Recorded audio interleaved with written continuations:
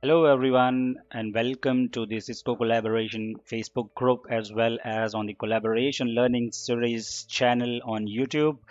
I welcome you guys again to my group and my channel and I hope you guys are liking. I see a couple of subscribers coming in on my channel, I believe, because of some good contents. Please do let me know in case you guys think I need to improve my contents or improve my recordings or whatever, but hopefully I'm sending a right message with the good contents and interesting contents to you guys. In case you have any questions, feel free to reach out to me to my channel or on the Facebook group.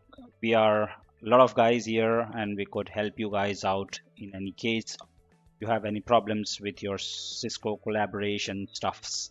All right, so let's get started, and today's topic is all about, how do we add a Cisco Jabber and a line in the Cisco Unified Communications Manager using a Postman application. All right, so let's make it interesting and let's get started. Let's get Devnetified. So let's get started.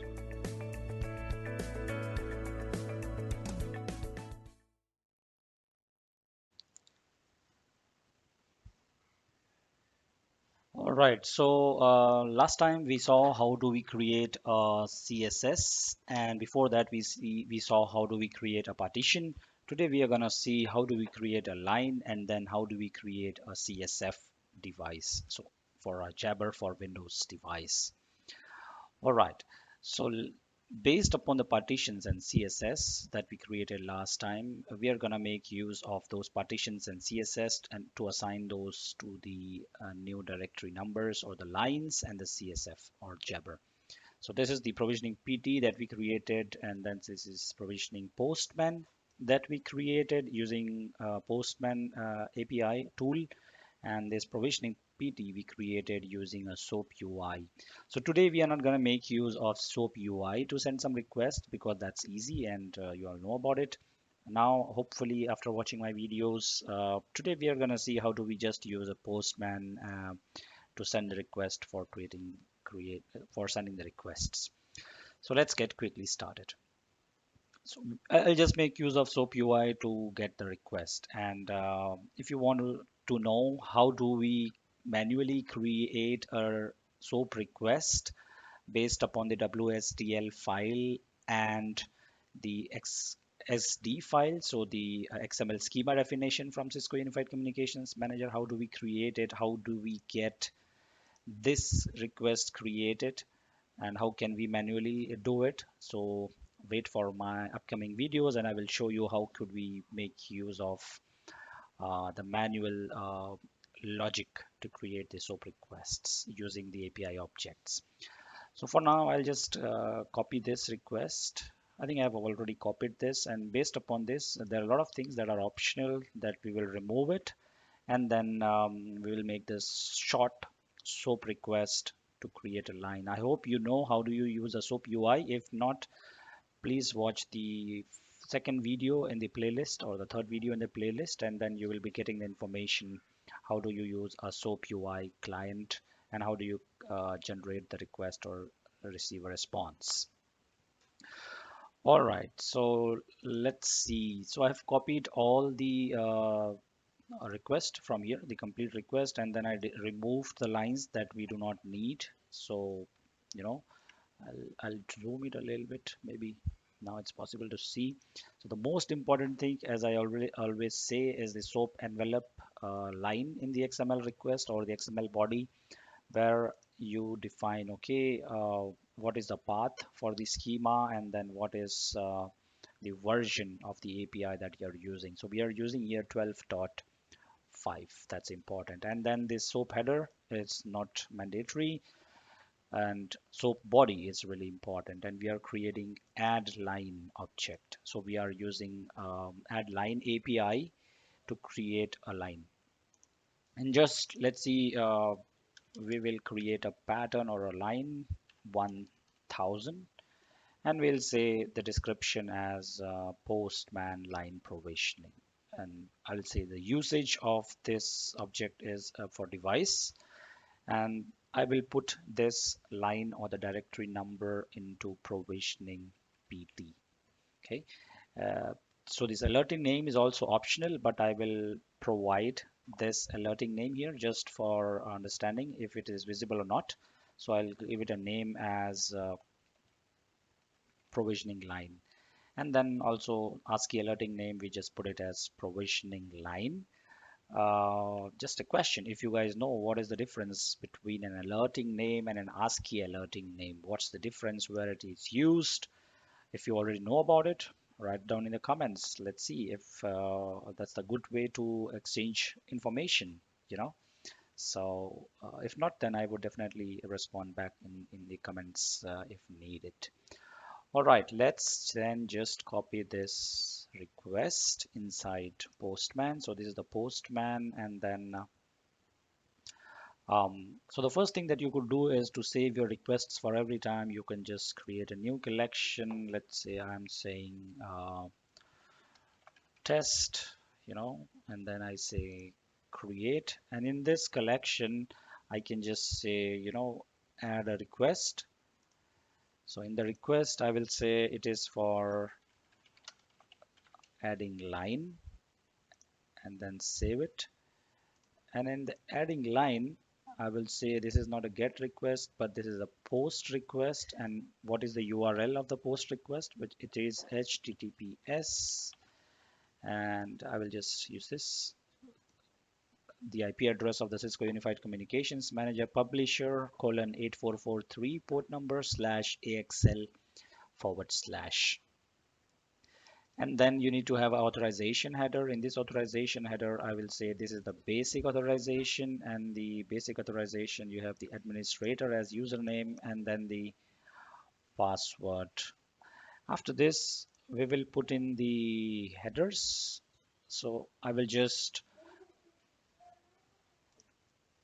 so yeah, I will just copy in the headers from my other requests. For example, in the phone request, I should have some requests here, or add line request basically. Okay, and in the authorization header, there is just a username and password. In this, there are two headers that are needed: SOAP action, um,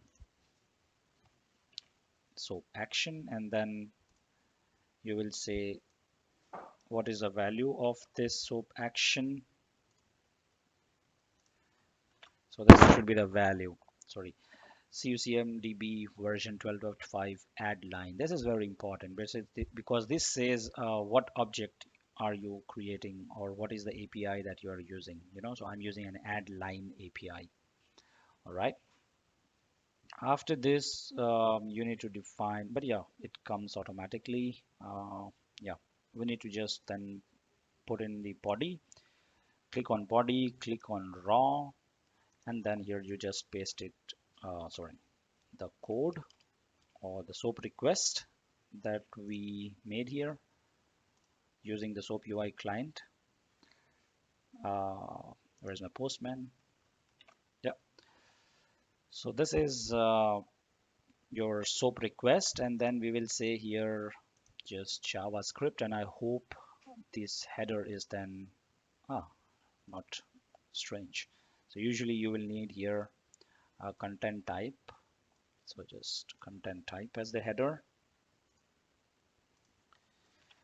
And then here you can say it is application / JavaScript. All right. All right. So our SOAP request is ready to be sent to the Cisco Unified Communications Manager. So our post, this is a post request, and then you just save it. And then we have put in the authorization header. It's administrator and whatever is the password, or just use API user, because I think we used last time API user as the username and password. This API user you usually create in Cisco Unified Communications Manager. So under application user, you create API user, and assign a standard AXL API access a role to this user. So API user, and then yeah, access control group. And in this access control group, you have standard Excel API access so that it can write into the Cisco Unified Communications Manager database. So this is the header, this is the body, this is the authorization part. All right, so I'm repeating again and again so that you could understand a little bit more. Now, our add line request, the pattern, and then the description and the route partition name. What is the partition that you would assign to the line, alerting name? All right. So let's see what happens if we send this SOAP request now to the Cisco Unified Communications Manager. All right, here is the output that you see. This is the output, and then here we see the status is 200 OK.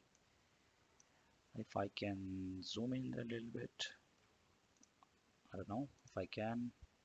All right, I hope you guys can see it, but I don't know if I can zoom in here. I don't know. Okay, let's see. Okay, so the output says you have some object ID generated, and this is the object ID that is being generated for a line that we have created. So let's see on Cisco Unified Communications Manager if really there is a line that has been created. Sorry, I clicked on a wrong menu item. So we'll go to directory number, and we will say the directory number begins with 1000, or we can just find it here. Here you go. So this is the directory number that we created, and then we assigned a route partition and then the alerting name as well, you see. And then we didn't do anything else because you cannot assign the line display here until and unless you have a device. All right, so we have successfully created a partition, we have successfully created a CSS, created a line, assigned a partition, and then provided the alerting name. Now let's go ahead and create a CSF and then assign this directory number to this CSF. So to create a CSF, let's first generate this add phone request. So you have to go to use this add phone API and then just double click on this request one, and then you will get all these parameters or the SOAP request. And so you could remove a lot of optional parameters just for testing if you want. So I have removed all the parameters. I created one of the test phones. So I will use the same XML, and I will put down the XML request in my description so that you guys can just directly use those SOAP requests and quickly test. In fact, I will put in all my descriptions or the SOAP requests into the descriptions so that you guys can use it.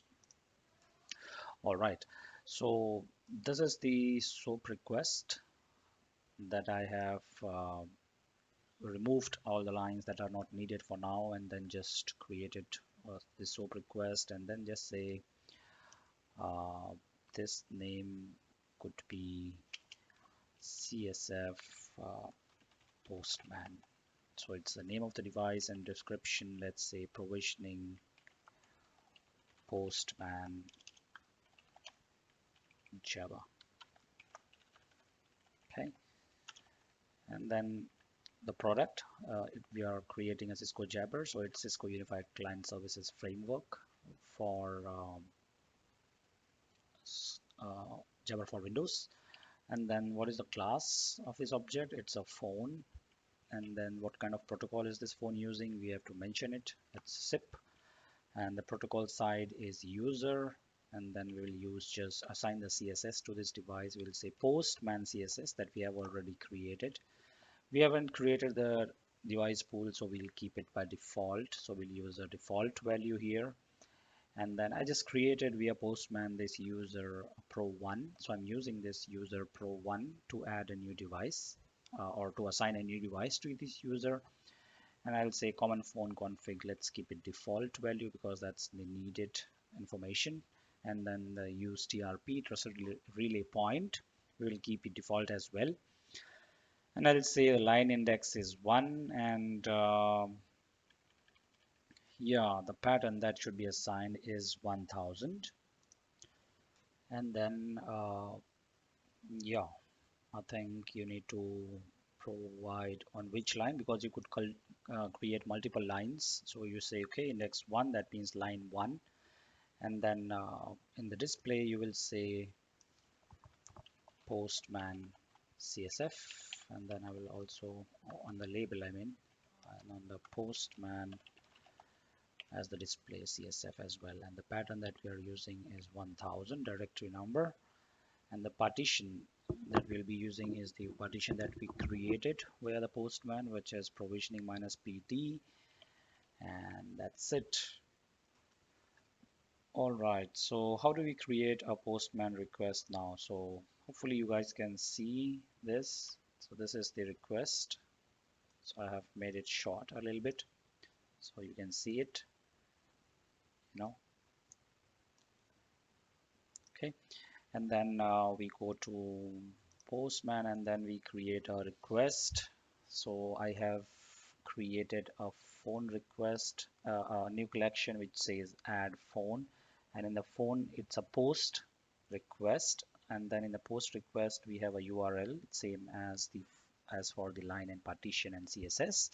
And in the authorization header, I just use the API user that we created. In the headers, you'll have to say SOAP action and then the value, the version, and the API request what we are making. So it's an add phone request, and then the content type would be application / JavaScript. And in the body, we will have to copy this and then we just paste this. So this is the request now that is ready, and we could just send this request, and let's see what happens once we send this SOAP request to Cisco Unified Communications Manager. Here we click on send, and yeah, it says something is not matching, and it says the item, you see the error, the specified default was not found, and then again here item not valid, the specified default was not found. So let's see what is that default not found.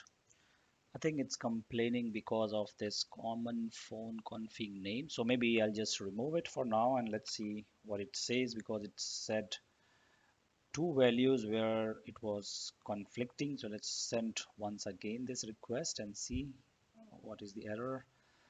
Yeah, and again we see an error, and this time it says the same error, the specified numplan ID was not found.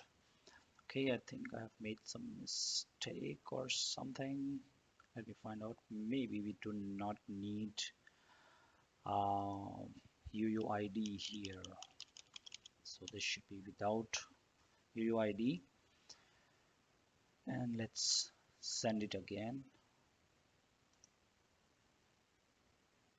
and voila, you have a return object ID. That means we had some code type error here, and then it needed a common profile config name, so common phone config name. So I just removed this value and I just deleted this code because the UUID is not needed here. And yeah, once I remove this, it was successful. Let's see in the Cisco Unified Communications Manager if the object was created, if the phone was created.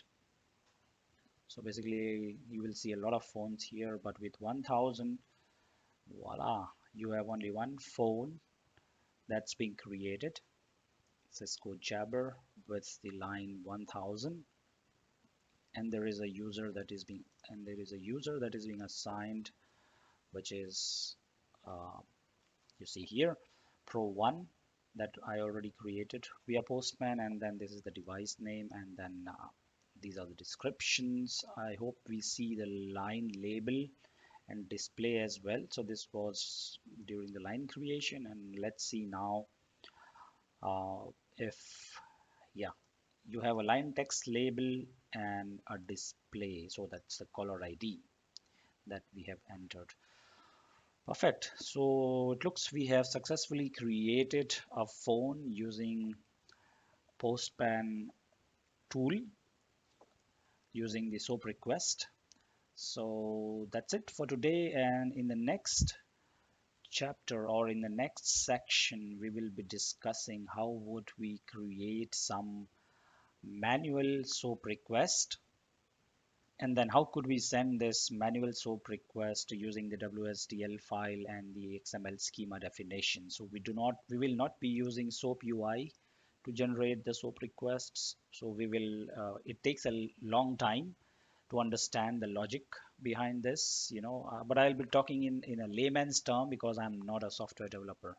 So yeah, so that's it for today. We have successfully created the device or object that we wanted to create. And yeah, you guys can try. I will put all the codes in the description. Make use of it. Keep learning, keep sharing. And I hope this was useful for you guys. And wait for my next videos and lots more to come. Thank you very much and stay safe. Have a nice day. Bye bye.